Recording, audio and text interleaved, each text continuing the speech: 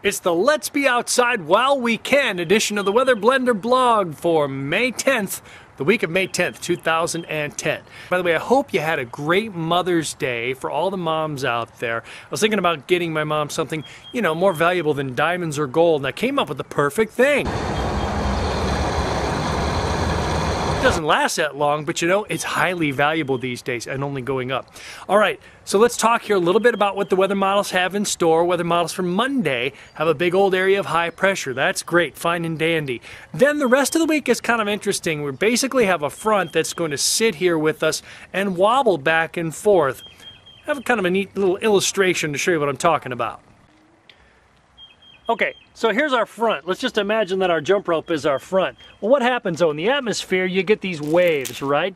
And let's say you may have some cold air over here on this side, and then some warm air over here on this side over here. Well, I got my hand in the way. So maybe some cold air, some warm air, and then these fronts, they kind of wobble back and forth, right? If you just think about that jump rope wobbling back and forth like that, that's our front situation here throughout this week. We'll be on the warm side of that thing for a little bit, and then it's gonna flip position a little bit, and then you'll be on the other side and back and forth. And if you think about shaking that rope as it's laying on the ground, it's kind of like that little snake motion, right?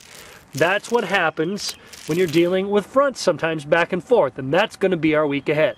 Okay, so we start off on Tuesday. That's the warm front coming through. We'll see some showers along the warm front. By the way, in West Virginia, Tuesday is election day. Go out and vote. Only once. All right, then Wednesday, we're looking at being between the warm front and the cold front. And the cold front sags back down toward us. It's that wavy motion, just like we showed you on the jump rope.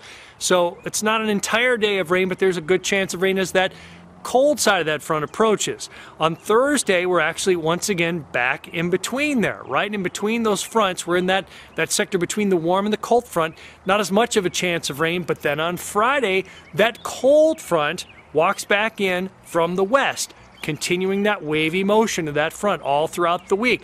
A much better chance of rain on Friday. And then on Saturday, the next area of high pressure works its way on in, and that will improve the weather. And in fact, it looks like both days next weekend looking pretty good. Probably a little bit warmer than things were this weekend. Let's check out our 7-day forecast. And once again, you see dry on Monday, chance of rain on Tuesday, Wednesday again, some showers. Thursday, it looks like there's a very small chance of a shower. Friday, some rain. All right, so that's a peek at the week ahead. I hope that you have a great week and get out there when it's not raining and enjoy things while you can. Thanks for joining us here on the Weather Blender blog.